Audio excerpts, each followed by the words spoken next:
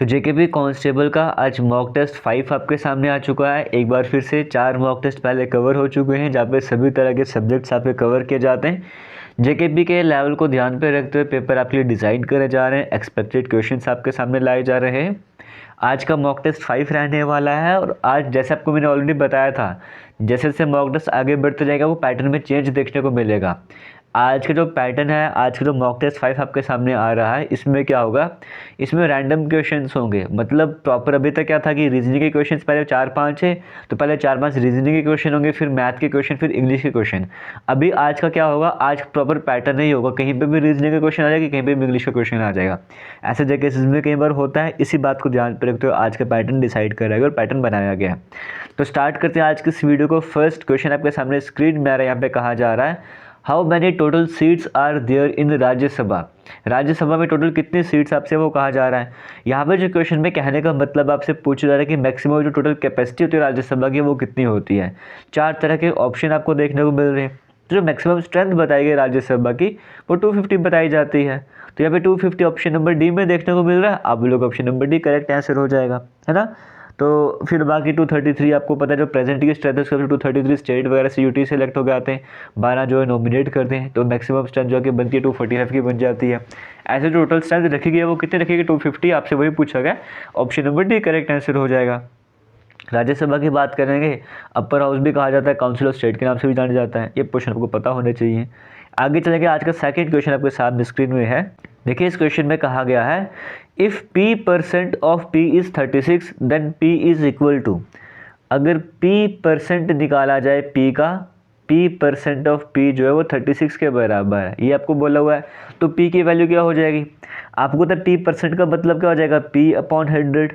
Percent का मतलब divide 100 होता है, ऑफ का मतलब मल्टीप्लाई होता है, p की जगह मुझे p लगाना पड़ेगा। ये किसके बराबर, 36 के बराबर आ जाएगा। जब मैं p को p से मल्टीप्लाई करता हूँ तो मेरे पास p² आ जाएगा, p²/100 इक्वल टू 36 के बराबर हो जाएगा। और आपको पता है 100 यहाँ पे जाके मल्टीप्लाई होगा, यहाँ पे जाके मल्टीप्लाई होगा, तो मेरे पास p² किसके बराबर हो जाएगा, 3600 के बराबर हो जाएगा। अब p² मेरे पास 3600 आ चुका है, p² मेरे पास 3600 आ चुका है। तो यहाँ पे जब स्क्वायर वहाँ पे जाएगा तो ये रूट बन जाएगा √3600। और आपको तो 3600 किसका स्क्वायर होता है, 60 का स्क्वायर होता है, क्योंकि 6 का स्क्वायर 36 और 0 का स्क्वायर 00 हो जाएगा। तो 60 आपको ऑप्शन नंबर सी में देखने को मिल रहा है। ऑप्शन नंबर सी यहाँ पे करेक्ट आंसर हो जाएगा। कई बच्चे डिमांड करते हैं कि जो पेपर का लेवल है वो बिल्कुल डिफरेंट लेवल का, बिल्कुल डिफिकल्ट लेवल का बनाया जाए।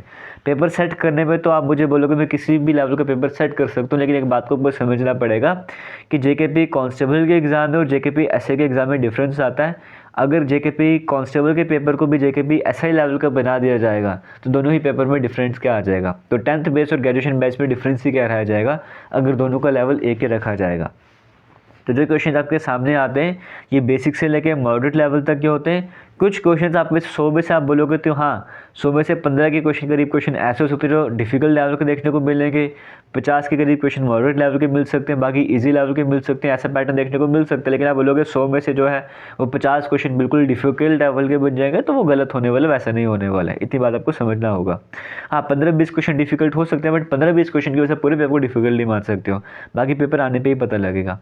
क्वेश्चन नंबर 3 आपके सामने स्क्रीन में आ रहा है। यहाँ पे कहा जा रहा है एक कोडिंग लैंग्वेज है, उस कोडिंग लैंग्वेज में ये JAKIMOPE की कोडिंग इस तरह से करी हुई है, फिर MOLA इसकी कोडिंग इस तरह से करी गई है, इसकी कोडिंग इस तरह से करी गई। आपको बताना है ऐट की कोडिंग क्या हो जाएगी।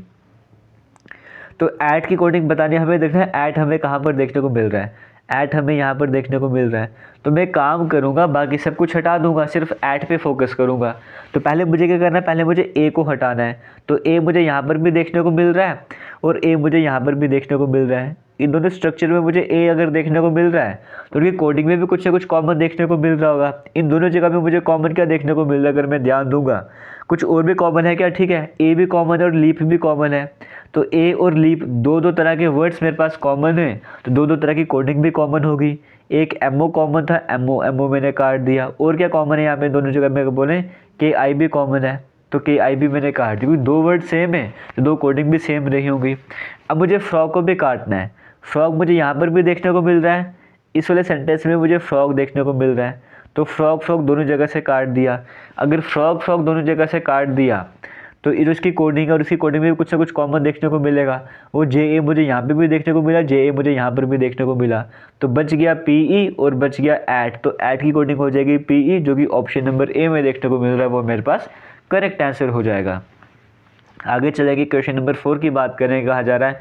और मैं आपको बताना चाहूँगा, आप में से मेजॉरिटी में बच्चे भी ऐसे होंगे जो लैक कर रहे होंगे, जिनके नंबर नहीं बन रहे अच्छे, उन्होंने मॉक टेस्ट वगैरह दिए होंगे, उनको पता होगा उन्होंने क्या कहने पड़ा। आपको अभी भी बोलूँगा, जब मैं वीडियो बना रहा हूँ, एक दिन का आपके पास टाइम है, तो 24 आवर का आपके पास टाइम है, इस टाइम को यूटिलाइज़ कर लो। ये ना हो कि बाद में आपको पछताना पड़े, यार एक दिन मैंने और पढ़ लिया होता, ये एक टॉपिक और पढ़ लिया तो मेरे 2-3 नंबर आ जाते। ऐसे सिचुएशन में पढ़ने से मेरा बेटर है कि आप एक दिन की नींद खराब कर लो, कुछ टॉपिक ऐसे जो अभी तक आपने नहीं पढ़े वो पढ़ लो, वो मेहनत कर लो, आपके ऊपर रहता है आप कितनी मेहनत कर सकते हो। इसी यूट्यूब चैनल पर रीजनिंग की प्लेलिस्ट बनी है, जम्मू कश्मीर जीके पढ़ाया गया, कंप्यूटर के कुछ टॉपिक आपको पढ़ाए गए हैं, आप वो वीडियोस जाके देख सकते हो जो आप देखना चाहते हो।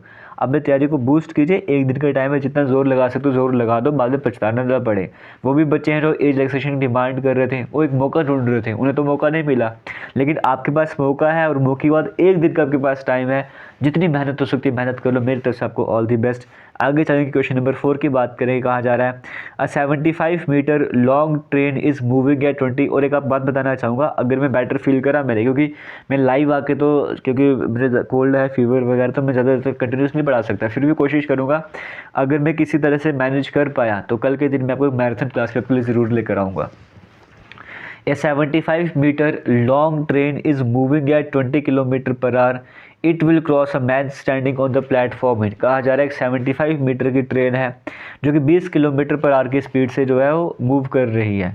ये किसी आदमी जो प्लेटफॉर्म में खड़ा है उसको कितनी देर में क्रॉस करेगी, आपसे ये पूछा जा रहा है। तो देखिए यहाँ पर आपको इतना समझना पड़ेगा कि हमारे पास एक फॉर्मूला होता है, speed equals to distance upon time. और दूसरी बात ये समझनी पड़ेगी, यहाँ पर हमें स्पीड दी है 20 किलोमीटर पर आवर, यहाँ पे 75 मीटर दिया और आपसे पूछा time, it will cross a man standing on the platform, कितने समय में किसी आदमी को ये क्रॉस करेगा, तो आपको टाइम निकालना है। आपको डिस्टेंस भी दिया हुआ है, आपको स्पीड आपको दी है, डिस्टेंस भी दिया। डिस्टेंस कैसे दिया हुआ है, 75 मीटर लॉन्ग ट्रेन का हुआ है। जब ट्रेन किसी पर्सन को क्रॉस करती है ना, उस केस में हमारे पास डिस्टेंस, जो ट्रेन की लेंथ होती है वही हमारे पास डिस्टेंस हो जाता है। अगर ट्रेन किसी बड़ी चीज़ को क्रॉस कर रही है, प्लेटफॉर्म किसी दूसरी ट्रेन को क्रॉस कर रही है, तब हमारे पास डिस्टेंस क्या होता है, ट्रेन की लेंथ और जो बड़ी चीज़ दी उसकी लेंथ को मिला दो तो डिस्टेंस हमारे पास आ जाता है। तो इस केस की मैं बात करूँगा, मेरे पास फॉर्मूला है speed equals to distance upon time. जैसे टाइम का फॉर्मूला मेरे पास है, तो टाइम का फॉर्मूला होता है मेरे पास डिस्टेंस अपॉन स्पीड, ये मेरे पास फॉर्मूला होता है। तो डिस्टेंस अपॉन स्पीड आपको कैलकुलेट करना है। डिस्टेंस आपको दिया 75 मीटर, 75 कर लो, अपॉन स्पीड कितनी है 20 किलोमीटर पर आवर। लेकिन ये 20 किलोमीटर पर आवर है, आपको मीटर पर सेकंड में जाना पड़ेगा, क्यों, क्योंकि ऑप्शन सेकंड में है। तो किलोमीटर पर आवर से मीटर पर आवर सेकंड में कैसे जाते हैं, 5/18 से मल्टीप्लाई करना पड़ता है। तो 5/18 से मल्टीप्लाई करना है, 5 नीचे है तो 18 नीचे की जगह में कहाँ ले जाऊँगा, ऊपर की तरफ ले जाऊँगा। अब इसको सॉल्व करना स्टार्ट करते हैं, एक बार फिर से कंटिन्यू कर लेते हैं इसको, यहाँ से कट हो गया था। तो यहाँ पे क्या था, टाइम आपको डिस्टेंस अपॉन स्पीड था, तो डिस्टेंस आपने लिख दिया, स्पीड को आपने 20 को 5/18 से मल्टीप्लाई करे थे, 18 नीचे की जगह ऊपर मैंने कर दिया। ऐसे ही होता है हमारे पास रूल मैथमेटिक्स का। इसको सॉल्व करना स्टार्ट करेंगे अगर मेरे पास, तो क्या आ जाएगा, देखो 5 को 1 से करो 5, 5 को 1 से गया 5, तो 25 को 5 से 25, ये मेरे पास आ गया। ऊपर 15 नीचे 20 है, 5 को 3 से करो 15, 5 को 4 से करो 20 मेरे पास आ जाएगा। 2 को 2 से करो 4, 2 को 9 से करो 18, तो मेरे पास कितना आ रहा है 27/2 मुझे देखने को मिल रहा है। 27/2 का मतलब क्या होगा, 2 1 2, 2 3 6, 0.25 10, 13.5 मेरे पास आंसर है। तो वो ऑप्शन नंबर सी में देखने को मिल रहा है, option number C correct answer हो जाएगा। आगे चलते क्वेश्चन नंबर 5 की बात करेंगे, आपके सामने स्क्रीन में आ रहा है, यहाँ पे कहा जा रहा है fill in the blank with the correct preposition. आपको बताना है इसमें करेक्ट प्रीपोजिशन कौन सी रहेगी। He is desirous dash going abroad. वो डिज़ायरस जो हमारे पास वर्ड आता है ना, डिज़ायरस, इसके जो प्रीपोजिशन जनरली लगता है वो कौन सा लगता है, of. He is desirous of going abroad हो जाएगा। तो डिज़ायरस के तो ऑफ आपको देखने को मिलता है, तो option number A correct answer हो जाएगा। क्वेश्चन नंबर 6 की बात करेंगे, fill in the blank with the correct verb form. यानी कि अब 10th से क्वेश्चन का बना हुआ, कहा जा रहा है ही dash for London last week. वो लंदन के लिए लास्ट वीक चला गया था। तो लास्ट वीक आपको टाइम मेंशन करा होता है ना, कि लास्ट वीक ऐसे वैसे करके मेंशन करा होता है, तो आपको सिंपल पास्ट टेंस वहाँ पे यूज़ करना होता है। तो सिंपल पास्ट टेंस में आप क्या यूज़ करते हैं, वर्ब के सेकंड फॉर्म यूज़ करते हैं, तो लीव वगैरह तो आएगा, लेफ्ट आ जाएगा, he left for London last week. तो ऑप्शन नंबर डी हमारे पास यहाँ पे जो है वो करेक्ट आंसर हो जाएगा। आगे चलेंगे क्वेश्चन नंबर 7 की बात करें, कहा जा रहा है optical fibre works on the principle of, optical fibre कौन से प्रिंसिपल पे काम करता है, तो ऑप्टिकल फाइबर जो है वो टोटल इंटरनल रिफ्लेक्शन के प्रिंसिपल पे काम करता है, TIR के प्रिंसिपल पे काम करता है। Option number A correct answer हो जाएगा। क्वेश्चन नंबर 8 की बात करें, कहा जा रहा है find the area of triangle, आपको एक ट्राइंगल है उसका एरिया निकालना है जिसकी साइड से 13 सेंटीमीटर, 14 सेंटीमीटर, 15 सेंटीमीटर। अब आपने ट्राइंगल के बारे में पढ़ा नहीं, आपको फॉर्मूला पता है ट्राइंगल का एरिया कैसे निकालते हैं, 1/2 इंटू बेस इंटू हाइट, लेकिन यहाँ पे बेस हाइट वगैरह तो कुछ दिया ही नहीं हुआ, यहाँ पे कैसे कैलकुलेट करोगे। देखो यहाँ पे ट्राइंगल की 3 साइड होती हैं, आपको तीनों साइड अलग अलग दी है, ट्राइंगल की 3 साइड अलग अलग होती है, इसको बोलते हैं स्केलर ट्राइंगल। इसमें अगर आपको एरिया निकालना है, एरिया का फॉर्मूला था S into S minus A, S minus B, S minus C, उसको रखना था अंडर रूट में। S का मतलब क्या होता है, पेरीमीटर का हाफ, पेरीमीटर का हाफ मतलब S कैसे कैलकुलेट करते हैं, जो तीनों आपको साइड दी हैं पहले इनको ऐड करके 2 से डिवाइड करना होता है, यानी कि यहाँ पर अगर मैं तीनों को ऐड करूँगा 10, 20, 30, 35, 39 और 42 मेरे पास आ रहा है, ऐड करने पे 42 आता है, पैरामीटर 42 आ गया, इसको 2 से डिवाइड कर लो, ये मेरे पास S की वैल्यू आती है, यानी कि S की वैल्यू मेरे पास 21 आ रही है। A होती है पहली साइड, B दूसरी साइड, C होती है तीसरी साइड। अब हम कैलकुलेट करना इसको स्टार्ट करते हैं। देखो अगर मैं कैलकुलेट करना स्टार्ट करूँगा, मुझे पता है यहाँ पर मेरे पास क्या है, S मेरे पास 21 आया, मुझे पता लग गया है। फॉर्मूला क्या है, अंडर रूट में पहले S लिखो, फिर S माइनस A बोला था, मतलब 21 में से पहली साइड माइनस कर लो, तो 21 में से जब 13 माइनस करेंगे तो 8 मेरे पास आ जाएगा।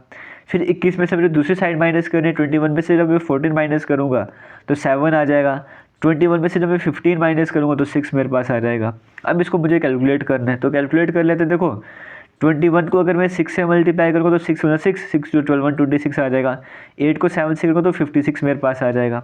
तो 126 को 56 से मल्टीप्लाई करना है। अब आप मुझे पता है उसको मल्टीप्लाई करने में कितना आंसर आता है, जो भी आएगा तो उसको अंडर रूट कर देना है, चारों में से एक ऑप्शन आएगा। तो क्या करेक्ट आंसर होगा, कमेंट सेक्शन में कमेंट करके ये आप बता दो।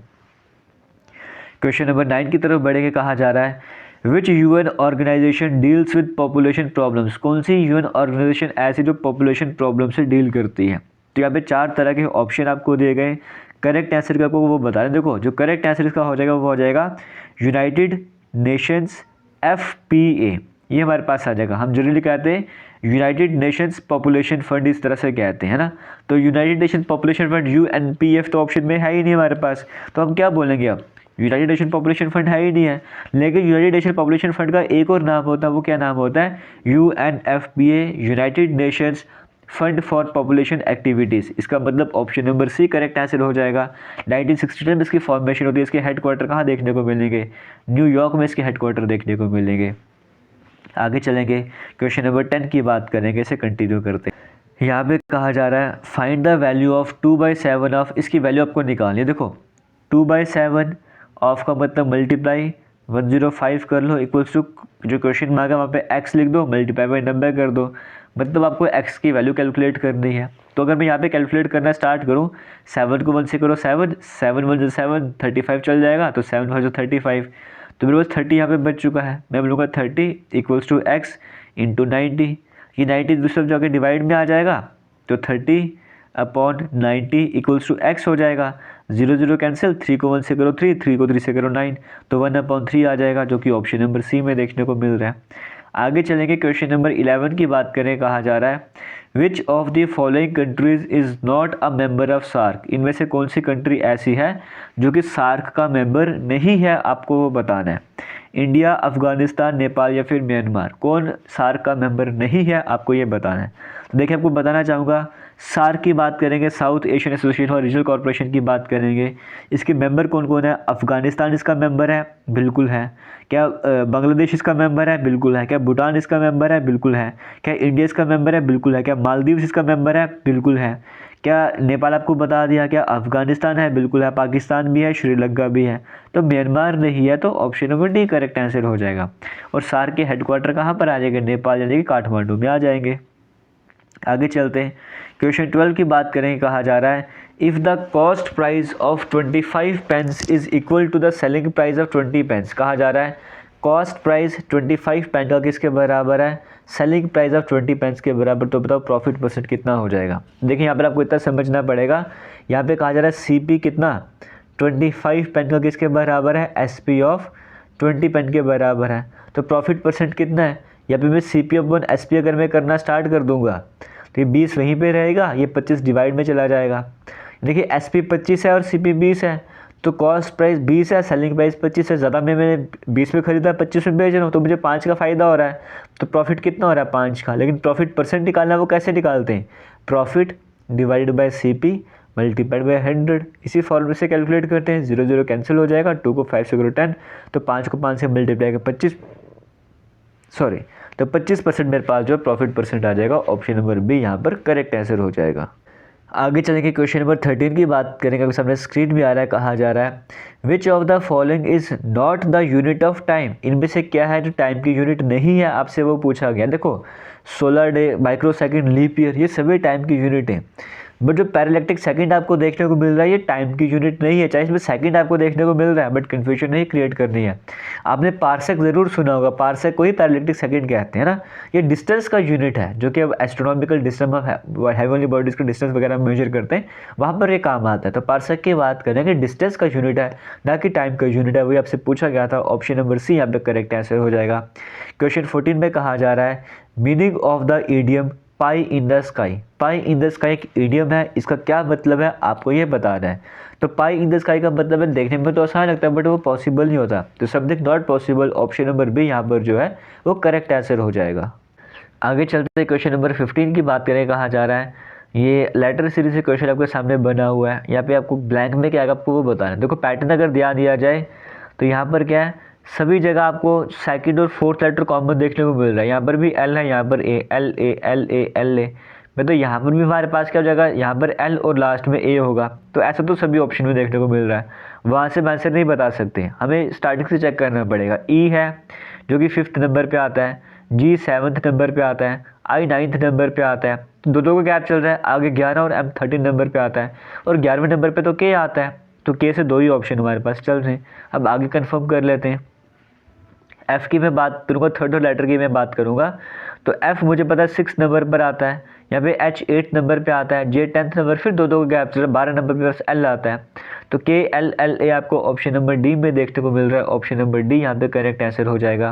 क्वेश्चन 16 की बात करें, कहा जा रहा है select the option which shares a relationship as, ठीक है, यहाँ पे जैसे रिलेशनशिप बन रहा है वैसा और कहाँ बना आपको वो बताना है। तो देखो एक रिलेशनशिप आप यहाँ पर ये बना सकते हो कि 4 को मल्टीप्लाई किया 5 से 20, 4 को मल्टीप्लाई किया 3 से 12, मतलब यहाँ पे जो नंबर है इसको एक बार आपने 5 से मल्टीप्लाई करना है, एक बार आपने 3 से मल्टीप्लाई करना है।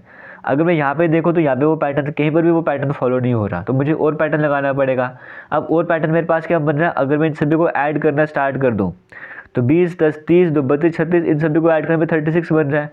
या कोई और ऑप्शन ऐसा है जहाँ पे ऐड करने पे 36 बन रहा है? यहाँ पर तो नहीं बन रहा, यहाँ पर ज़्यादा बन जाएगा, यहाँ पर भी ज़्यादा बन जाएगा। अगर मैं यहाँ पर देखूँगा तो 18 है, 18 और 5 23, 23 33 36, बिल्कुल ऑप्शन नंबर बी में वैसे देखने को मिल रहा है। सभी को ऐड करने में 36 बन रहा है, तो ऑप्शन नंबर बी यहाँ पर करेक्ट आंसर हो जाएगा। क्वेश्चन 17 की बात करें, कहा जा रहा है, सॉरी, यहाँ पे कहा जा रहा है ऑरेंज प्राइज़ की बात करेंगे। ऑरेंज प्राइज़ जो है वो कौन सी फील्ड में दिया जाता है, आपसे यहाँ पर ये पूछा जा रहा है। तो ऑरेंज प्राइज़ की बात करेंगे, ये दिया जाता है जैसे आप नोवेल वगैरह लिखते हो, मतलब लिटरेचर की फील्ड में दिया जाता है, और ये फीमेल अथर को दिया जाता है। बड़ा इंपॉर्टेंट है, ये फीमेल अथर को दिया जाता है। ऑरेंज प्राइज़ की बात करेंगे, लिटरेचर की फील्ड में होता है, तो ऑप्शन नंबर बी हमारे पास करेक्ट आंसर हो जाएगा। क्वेश्चन आज को बताना चाहूँगा, आज के पेपर में 50 में से आप कितने मार्क्स ले रहे हो। अगर आपके 50 में से 35 प्लस मार्क्स आ रहे हैं, इसका मतलब आपका स्कोर अच्छा है। क्वेश्चन 18 की बात करें, आपके सामने स्क्रीन में चल रहा है। यहाँ पे कहा जा रहा है, देखो ये प्लस का मतलब माइनस है, इसका मतलब ये होता है, इस तरह से आपको कहा गया है, आपको इसको सॉल्व करना है। तो यहाँ पे कहा गया कि 14 माइनस, माइनस का मतलब क्या है, डिवाइड का मतलब दिया हुआ है प्लस, है ना, मल्टीप्लाई, ये प्लस का मतलब माइनस, माइनस का मतलब यहाँ पे मल्टीप्लाई रहा होगा, ठीक है। तो अगर मैं 14 इंटू में 3 कर लूँ, और प्लस का मतलब माइनस था, यहाँ पे 10 लगा दूँ, मल्टीप्लाई का मतलब मुझे डिवाइड दिया होता, डिवाइड लगा दूँ 5, और डिवाइड का मतलब मुझे प्लस दिया हुआ था। अब मुझे इसको सॉल्व करना है। जब मैं बोर्ड मास यूज़ करता हूँ, जब मैं बोर्ड मास को यूज़ करता हूँ तो मुझे पता है यहाँ पे ब्रैकेट तो है नहीं, ऑफ है नहीं, पहले डिवाइड है, तो पहले इसको जब मैं सॉल्व करूँगा तो मेरे पास 2 आ जाएगा। फिर मुझे मल्टीप्लाई सॉल्व करना है, जब मैं इसको सॉल्व करूँगा तो मेरे पास कितना आ जाएगा, 42 आ जाएगा, है ना। 42 माइनस 2 प्लस 5 मेरे पास आ चुका है। अब जब मैं इसको सॉल्व करूँगा तो आप 47 माइनस 2 कर तो 45 आपके पास आंसर आ जाएगा, जो कि ऑप्शन नंबर सी में देखने को मिल रहा है। आगे चलेंगे, क्वेश्चन 19 की बात करेंगे। कहा जा रहा है which was the first mechanical calculating device, पहला मैकेनिकल कैलकुलेटिंग डिवाइस कौन सा था? एबेकस था। Option number B correct answer हो जाएगा। कंप्यूटर की भी प्लेलिस्ट बनी, वहाँ पे जाकर भी आप वीडियोस देख सकते हो। Which language was use by computers during the first generation, first generation computers में कौन सी लैंग्वेज को यूज़ करा गया? तो मशीन लैंग्वेज को यूज़ करा गया था। ऑप्शन नंबर ए यहाँ पे करेक्ट आंसर हो जाएगा। आगे चलेंगे, अगर आपको वीडियो अच्छी लग रही है तो बस एक काम कीजिएगा, वीडियो को शेयर कीजिएगा, बस इतना काम कर दीजिएगा। क्वेश्चन 21 की बात करें, कहा जा रहा है which of the following is not a pointing device, इनमें से क्या है जो पॉइंटिंग डिवाइस नहीं है, आपको वो बताना है। माउस एक पॉइंटिंग डिवाइस है, जॉयस्टिक भी है, लाइट पेन भी है। डिजिटाइजर की बात करेंगे, इनपुट डिवाइस तो है बट पॉइंटिंग डिवाइस नहीं है। डिजिटाइजर से टाइम हम स्टाइलस वगैरह यूज़ करते हैं, जहाँ पे आप जो भी लिखोगे कंप्यूटर स्क्रीन में दिखना स्टार्ट हो जाएगा, वो डिजिटाइजर है, तो वो पॉइंटिंग डिवाइस नहीं है। ऑप्शन नंबर डी हमारे पास करेक्ट आंसर हो जाएगा। देखिए यकीन मानिए, मैं ना आपको जब मैं ऑफलाइन बैच भी करवा रहा था, ऑनलाइन भी चल रहा था, उनको मैंने कहा था कि मैथमेटिक्स की मैराथन क्लास में यूट्यूब पे करवाऊँगा। वो मैंने कल के लिए शेड्यूल कर था, जो मतलब येस्टरडे की मैं बात करूँ, जिनकी मैं बात करूँ, मैंने आपको करवाना था, बट मेरी तबीयत ठीक नहीं है इसलिए मैं नहीं करवा पाया था। तो यहाँ पे फिर भी मैं कई सारे अपडेट्स बीच में, जैसे कोई अपडेट वगैरह आ रहा था एज रिलैक्सेशन को लेकर, वो आपसे मैं शेयर करते जा रहा, क्योंकि कई सारे एक्सपीरियंस हैं जिनकी मुझसे उम्मीद होती है कि हाँ यहाँ पर चैनल पर हमें अपडेट वगैरह मिल जाएगा। तो मैं इसीलिए उन सभी एक्सपीरियंस को देखते हुए जब भी मुझे टाइम मिल रहा था, जब भी कोई अपडेट वगैरह था, मैं कंटिन्यूसली वो शेयर करता जा रहा था।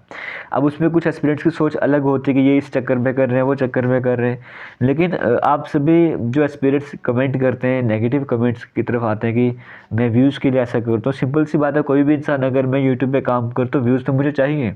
वो कोई भी इंसान काम करेगा, उसको व्यूज़ चाहिए। अगर कोई बोलता है कि मुझे व्यूज़ नहीं चाहिए, तो वो झूठ बोलता है। व्यूज़ सबको चाहिए, लेकिन सिर्फ व्यूज़ चाहिए ये पर्पस नहीं होता है यूट्यूब में वीडियोज़ डालने का। पर्पस ये होता है कि आप सभी के वो कंटेंट काम भी आए, जो मैं कंटेंट आपके लिए ला रहा हूँ वो आपको पसंद भी आए, आपको उससे कुछ हेल्प वगैरह मिल सके। जैसे मैं अपडेट्स आपको शेयर कर रहा हूँ, तो एक तरफ वो बच्चे जो चाहते हैं पेपर हो जाए, एक तरफ डेफरमेंट वाले बच्चे आते हैं। दोनों तरह के बच्चे मुझसे उम्मीद करते हैं कि मैं अपडेट लेकर आऊँगा, तो मैं दोनों बातों को ध्यान में रखते हुए अपडेट लाता हूँ, तो उसमें आपको प्रॉब्लम नहीं होनी चाहिए। अभी यहाँ पर भी तो मेहनत कर रहा हूँ ना, इसलिए मैं आपको बता रहा हूँ, अभी आपको पढ़ा रहा हूँ। जब मैं 2 बार वॉमिट करके आ गया हूँ बीच में इस कंडीशन में, बट फिर भी मैंने आपके लिए लेक्चर तैयार करा है और आपके लिए कंटिन्यूसली ला रहा हूँ, और मैं पूरे एफर्ट्स लगा रहा हूँ, क्योंकि टाइम कब रह चुका है। कल आपके लिए मैराथन क्लास लाई जाए, लाइव में प्रॉब्लम है कि मुझे बार बार 5-5 मिनट की ब्रेक लेनी पड़ेगी, यहाँ वहाँ जाना पड़ेगा, थोड़ा डिस्टर्बेंस क्रिएट होगी, इसलिए मैं वो करवा नहीं पा रहा। बट फिर भी एफर्ट्स लगाऊंगा कि कुछ भी करके कल आपके लाइव करवा सकूँ। बस आप सभी प्रे कीजिएगा कि मैं थोड़ा सा ठीक हो जाऊँ, ताकि मैं इस काबिल बन सकूँ कि मैं 2-3 घंटे लगातार आपके सामने खड़े होकर लाइव करवा सकूँ। बाकी ऊपर वाले की मर्जी, देखते हैं क्या होता है। क्वेश्चन 22 की बात करेंगे, कहा जा रहा है कंट्रोल शिफ्ट और अल्ट की बात करेंगे, इन्हें क्या कहा जाता है, कौन सी कीज़ कहा जाता है। और एक बाद में मेंशन कर दूँ यहाँ पर, इसका मतलब ये नहीं कि मैं एप्लीकेशन या पेड ऑफलाइन बैच में मैंने एंड कर दिया हुआ है। एप्लीकेशन पर भी 2-3 दिन से कुछ नहीं करवा पा रहा हूँ। वहाँ पे बच्चे भी बोलते होंगे कि सर नहीं करवा रहे हैं, लेकिन वो भी अगर वो ये वीडियोस वगैरह देख रहे हैं तो उनको मैं बताना चाहूँगा ये कंडीशन है, तब मैं वहाँ पर वीडियोस वगैरह नहीं अपलोड कर पा रहा हूँ अभी। कंट्रोल शिफ्ट और अल्ट की बात करेंगे तो कौन सी कीज़ के नाम से जाना जाता है। तो देखो, कंट्रोल की बात करें, शिफ्ट की बात करें, अल्ट की बात करें, ये कम्बिनेशन कीज़ या फिर मॉडिफायर कीज़ के नाम से नहीं जाना जाता है। ये अकेले काम नहीं करती इसीलिए, तो ऑप्शन नंबर बी यहाँ पे करेक्ट आंसर हो जाएगा। क्वेश्चन 23 की बात करें, कहा जा रहा है the number of function keys in a keyboard is, keyboard की बात करेंगे उसमें कितने फंक्शन कीज़ होते हैं टोटल, आपको वो बताना है। तो फंक्शन कीज़ जो है वो F1 से स्टार्ट होती हैं और F12 तक जाती हैं। इसका मतलब जो नंबर ऑफ फंक्शन कीज़ हमारे पास आती हैं वो 12 आती हैं। और जनरल जो लेआउट रहता है उसके हिसाब से मैं बता रहा हूँ, तो option number B correct answer हो जाएगा। जैसे बोलते हैं जनरल कीबोर्ड में कितनी कीज़, 104 कीज़ होती हैं, तो सभी में तो नहीं होती, लेकिन जो जनरल हम बोलते हैं वो 104 कीज़ होती है, जनरल कीबोर्ड यूज़ किए जाते हैं। The first computer mouse was developed by, जो पहला कंप्यूटर माउस बनाया गया था वो किसने डेवलप करा था, डॉगलस की बात करेंगे, तो ऑप्शन नंबर ए यहाँ पे करेक्ट आंसर हो जाएगा।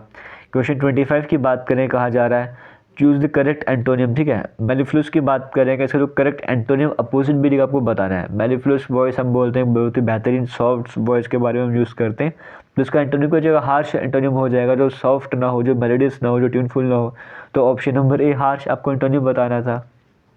क्वेश्चन नंबर 26 की बात करें, यहाँ पे कहा जा रहा है आपको फिल इन द ब्लैंक करना है। तो she is noun for her dash in mathematics, वो मैथमेटिक्स में अपनी प्रोफिशेंसी के बारे में की वजह से जान जाती है, एक्सपर्टनेस की वजह से जान जाती है, तो प्रोफिशेंसी हम बोलते हैं ना, तो ऑप्शन नंबर ए में देखने को मिल रहा है, ऑप्शन नंबर ए यहाँ पे करेक्ट आंसर हो जाएगा।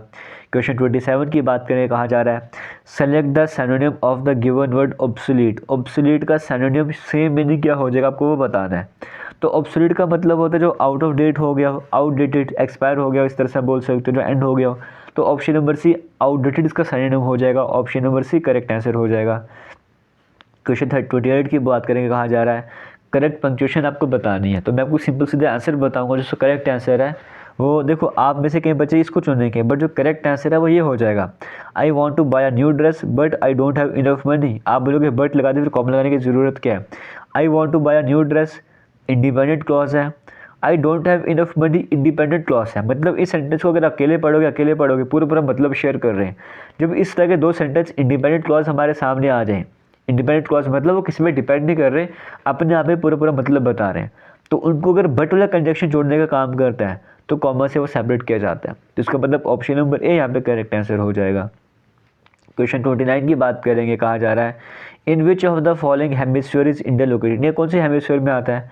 ये हमारे पास अर्थ है, इक्वेटर 0 डिग्री लाइन है, इसके ऊपर 23 डिग्री पे ट्रॉपिक ऑफ कैंसर आता है, इंडिया यहाँ के ऊपर आता है, ये 0 डिग्री पर प्राइम मेरिडियन हमारे पास आ जाता है। तो इंडिया जो है एक तो ऊपर की तरफ नॉर्थ नीचे साउथ होता है, तो इंडिया तो नॉर्दर्न साइड में आता है, दूसरी तरफ ईस्ट साइड में आता है। तो नॉर्थ एंड ईस्ट आपको ऑप्शन नंबर ए में देखने को मिल रहा है, ऑप्शन नंबर ए यहाँ पर जो है करेक्ट आंसर हो जाएगा। क्वेश्चन 30 की बात करें, कहा जा रहा है which of the following foreign countries is closest to the Andaman island. Andaman Nicobar island की जब हम बात करते हैं तो उसके पास में कौन सी कंट्री है। अब आप में से कि बच्चों ने मैप से नहीं देखा, वो अंडमान निकोबार आइलैंड देखेंगे, सोचेंगे श्रीलंका पास है, श्रीलंका टिक कर देंगे, है ना, जैसे वहाँ पे लक्षद्वीप का म्यांमार आप टिक कर दोगे। तो बट यहाँ पे अंडमान निकोबार आइलैंड नहीं, अंडमान आइलैंड का आ गया। जो अंडमान आइलैंड है वो ऊपर की तरफ देखने को मिलता है, तो उसके पास में म्यांमार आपको देखने को मिलता है। तो ऑप्शन नंबर बी यहाँ पे करेक्ट आंसर हो जाएगा। क्वेश्चन 30 की बात 30 हो गया, मतलब 31 की बात करें, कहा जा रहा है which is the autobiography of APJ Abdul Kalam की ऑटोबायोग्राफी कौन सी है। तो विंग्स ऑफ फायर है, तो ऑप्शन नंबर बी यहाँ पर जो है करेक्ट आंसर हो जाएगा। क्वेश्चन 32 में कहा जा रहा है FDI की फुल फॉर्म क्या है। तो FDI की फुल फॉर्म होती है foreign direct investment, option number D हमारे पास करेक्ट आंसर हो जाएगा। आगे चलेंगे, क्वेश्चन 33 की बात करें, कहा जा रहा है how many official language does UN have. United Nations की बात करेंगे, कितनी ऑफिशियल लैंग्वेजेस आपको वो बताना है। तो ये देखो, एक अरेबिक है, ये पहले आपको बता चुका हूँ, एक चाइनीज़ है, इंग्लिश है, फ्रेंच है, रशियन है, स्पेनिश है। तो 6 ऑफिशियल लैंग्वेजेस आपको देखने को मिलती है, ऑप्शन नंबर डी हमारे पास करेक्ट आंसर हो जाएगा। क्वेश्चन 34 की बात करेंगे, the Bhakra dam is located in which Indian state. Bhakra dam India के कौन सी स्टेट में आपको देखने को मिलता है। तो हिमाचल प्रदेश में देखने को मिलता है। तो हालांकि हिमाचल प्रदेश यहाँ पर है, या पंजाब का बॉर्डर, पंजाब भी आप बोलोगे वहाँ पे, तो ऑप्शन नंबर बी यहाँ पे करेक्ट आंसर हो जाएगा। आगे चलेंगे, क्वेश्चन नंबर 35 की बात करेंगे, कहा जा रहा है a series is given with one term missing. Series दी गई जहाँ पे एक टर्म मिस आपको देखने को मिल जाए, आपको बताना है कि वो कहाँ पर करेक्ट आंसर हो जाएगा। एक सेकंड रुकिएगा। चलिए आगे क्वेश्चन 35 की बात करेंगे। आपके सामने स्क्रीन पर यहाँ पे कहा जा रहा है कि आपको करेक्ट अल्टरनेटिव बताना है, यहाँ पर क्या आ जाएगा। देखो पहले 81 आपको देखने को मिल रहा है, हाँ ठीक है, वीडियो चल रही है। देखो 81 है, 81 की आपके पास आपको पता है, अगर मैं पैटर्न लिखना स्टार्ट करूँ, 9 का स्क्वायर होता है 81। फिर अब अगर 64 की बात करेंगे, 4 का क्यूब होता है 64, 10 का हमारे पास स्क्वायर होता है 100, 5 का क्यूब होता है 125, 11 का स्क्वायर होता है 121। तो 9 का स्क्वायर, 10 का स्क्वायर, 11 का स्क्वायर, गैप छोड़ के 12 का स्क्वायर आना चाहिए था। बट यहाँ पर क्या आएगा, 4 का क्यूब, 5 का क्यूब, फिर 6 का क्यूब आना चाहिए था। 6 का क्यूब कितना होता है, 216 होता है। ऑप्शन नंबर बी हमारे पास करेक्ट आंसर हो जाएगा। क्वेश्चन 36 की बात करें, कहा जा रहा है which award is often refer to as the Nobel prize of architecture. Nobel prize of architect किसे कहा जाता है, आपसे वो पूछा जा रहा है। तो यहाँ पे जो करेक्ट आंसर हमारे पास आ जाएगा वो आ जाएगा Pritzker prize, option number A यहाँ पे करेक्ट आंसर हो जाएगा। कि जो भी लिविंग आर्किटेक्ट होता है उनको प्रोवाइड करा जाता है, तो option number A correct answer हो जाएगा। तो मैं कह रहा हूँ आज की वीडियो में 35 क्वेश्चन अगर आप कर लोगे, 35 प्लस आप कर लोगे तो अच्छा स्कोर आप कर रहे हो। क्वेश्चन 37 आपके सामने स्क्रीन में कहा जा रहा है एक टर्म मिसिंग, आपको वो बताना है कौन सी टर्म मिसिंग है। तो पैटर्न आपके पास बी है जो कि सेकंड नंबर पे आता है, E 5th नंबर पे, H 8th नंबर पे, K 11th नंबर पे, N 14 नंबर। तो प्लस 3 का गैप चल रहा है, तो 40 में जब हम 3 ऐड करेंगे 17, और 17 नंबर पे हमारे पास क्या आता है, Q आता है। तो option number A correct answer हो जाएगा। क्वेश्चन 38 की बात करें, कहा जा रहा है करेक्ट ऑप्शन आपको बताना है। बॉक्सर की कोडिंग 64 है, प्लेयर की कोडिंग क्या हो जाएगी। इन सभी लेटर्स को अगर मैं ऐड करना स्टार्ट कर दूँ, बी आता है सेकंड नंबर पे, ओ आता है 15 नंबर पे, एक्स आता है 24 नंबर पे, ई आता है 5th नंबर पे, आर आता है 18 नंबर पे। इन सभी को अगर मैं ऐड करूँगा तो 15 और 5 20 हो जाएगा, 20 20 40, 44 46 50 60 64। इन सभी को ऐड करने में 64 बन रहा है। वैसे ही प्लेयर को ऐड करने में कितना बनेगा, P16 नंबर पे आता है, L12 नंबर पे आता है, A फर्स्ट नंबर पे, Y25 नंबर पे आता है, E फिफ्थ नंबर पे आता है, R हमारे पास कितना नंबर है, 18 नंबर पे आ जाता है ना। तो देखो 25 और 5 30 हो जाएगा। 30 के बाद 30 और 30 मैंने कवर कर लिया ये वाला। 30 और 18 की बात करूँ 48 आ जाएगा, है ना। 48 मेरे पास आ गया, 50 और 60 आ जाएगा, 70 76 77 मेरे पास आ जाएगा। तो ऑप्शन नंबर ए यहाँ पे करेक्ट आंसर हो जाएगा। आगे चलते हैं। क्वेश्चन नंबर 39 की बात करूँ, कहा जा रहा है Raju started his journey. Raju अपनी जर्नी को स्टार्ट करता है जब वो 4 किलोमीटर नॉर्थ डायरेक्शन में जाता है, फिर वो 3 किलोमीटर वेस्ट में जाता है, 8 किलोमीटर साउथ में जाता है। तो बताओ इनिशियल पॉइंट से वो कितनी दूरी पर है। देखो यहाँ पर किस तरह से पैटर्न मुझे करना पड़ेगा। मुझे पता है यहाँ पर कि अगर देखो यहाँ पर क्या, वो पहले 4 किलोमीटर नॉर्थ में जाता है, 3 किलोमीटर वेस्ट में जाता है, 8 किलोमीटर साउथ में जाता है, ऐसा ही है। अगर इसको मैं काटना स्टार्ट कर दूँ अपोजिट है, तो मेरे पास आ जाएगा 4 साउथ और 3 वेस्ट आ जाएगा। तो डायरेक्शन में से पूछे डायरेक्शन में तो साउथ वेस्ट आंसर हो जाता। अब मुझे कैलकुलेट करना है, तो 4 का स्क्वायर 16 प्लस 3 का स्क्वायर 9 अंडर में डालना पड़ेगा। तो 5 मेरे पास आ जाएगा। ऑप्शन नंबर बी यहाँ पे करेक्ट आंसर हो जाएगा। क्वेश्चन नंबर 40 की बात करेंगे। Dash is the biography of Sachin Tendulkar की बायोग्राफी का नाम क्या है। प्लेइंग इट माई वे है। ऑप्शन नंबर सी यहाँ पे करेक्ट आंसर हो जाएगा। 41 में कहा जा रहा है पहले चीफ ऑफ डिफेंस स्टाफ कौन रहे इंडिया के, आपको ये बताना। तो बिपिन रावत रहे और प्रेजेंट में अनिल चौहान, ये दोनों नाम आपको पता होने चाहिए। पहले हेल्थ मिनिस्टर कौन थे इंडिपेंडेंट इंडिया के, आपसे वो पूछ रहा है, तो अमृत कौर आपको नाम याद रखना है। ऑप्शन नंबर डी यहाँ पे करेक्ट आंसर हो जाएगा। आगे चलेंगे, क्वेश्चन नंबर 43 की बात करेंगे। आपके सामने स्क्रीन में आ रहा है, यहाँ पे कहा जा रहा है पहले इंडियन वुमेन जिन्होंने ओलंपिक मेडल लाया वो कौन थी। वो करना मलेश्वरी थी। Option number A correct answer हो जाएगा। वेट लिफ्टिंग वाली कैटेगरी थी, 2000 की ये बात है। और पहले इंडिया के पहले इंडिविजुअल ओलंपिक मेडलिस्ट कौन से, तो पहली बार इंडिया की तरफ से ओलंपिक मेडल लेकर आए थे, वो कौन तरफ से वो पूछ रहा है। तो के.डी. यादव, डी से दादा साहब यादव आपके सामने नाम आता है। ये भी रेसलिंग की कैटेगरी में थे। 1952 के जो मेडल ओलंपिक्स हुए थे वहाँ पर ब्रॉन्ज लेकर आए थे। तो ये भी आपको पता होना चाहिए। क्वेश्चन 45 की बात करेंगे। 45 में कहा जा रहा है जम्मू कश्मीर हाई कोर्ट की बात करेंगे। जम्मू कश्मीर हाई कोर्ट जो कौन से ईयर में इस्टेब्लिश हुआ था, ये आपने मुझे कमेंट सेक्शन में कमेंट करके बताना है कि जम्मू कश्मीर हाई कोर्ट कब इस्टेब्लिश हुआ था। सिर्फ जम्मू कश्मीर हाई कोर्ट नहीं, जम्मू कश्मीर बैंक कब इस्टेब्लिश हुआ था, ये भी आपने मुझे कमेंट सेक्शन में कमेंट करके बताना है। ये आपके लिए होम टास्क है। तो विंटर सीजन का लोकल नेम क्या होता है, ये 4 तरह के ऑप्शन आपको दिए गए हैं। अभी तक मैं आपसे पूछता हूँ कि कश्मीरी लोकल नेम क्या होगा, तब जम्मू डिवीजन में लोकल नाम चलते हैं। तो विंटर सीजन का लोकल नेम स्याला के नाम से जाना जाता है। तो ऑप्शन नंबर डी यहाँ पे करेक्ट आंसर हो जाएगा। क्वेश्चन 47 की बात करें, कहा जा रहा है इनमें से किसे जो है 2018 में नेशनल वाटरवे डिक्लेयर कर दिया था। झेलम, चेनाब, इंडस रावी, सभी। तो इन सभी को जो 2018 में जो है नेशनल वाटरवे का दर्जा दिया था। तो option number D all of this correct answer हो जाएगा। जगमोहन मल्होत्रा की बात करेंगे, वो जम्मू कश्मीर के पहले क्या रह चुके थे, chief minister, governor, LG, all of this. तो गवर्नर रह चुके थे। Option number B correct answer हो जाएगा। 49 में कहा जा रहा है करंट एलजी कौन लद्दाख के, तो पहले आर के माथुर थे, अभी बी डी मिश्रा है। तो option number C correct answer हो जाएगा। राइट टू इन्फॉर्मेशन जो बिल है 2019 वाला जो अमेंडमेंट करा गया था लोकसभा में, वो कौन लेकर आए थे, doctor Jitendra Singh. Option number B correct answer हो जाएगा। इसके साथ आज की वीडियो को एंड करेंगे। उम्मीद करता हूँ वीडियो सही लगेगी, वीडियो को शेयर करोगे। थैंक यू, जय हिंद।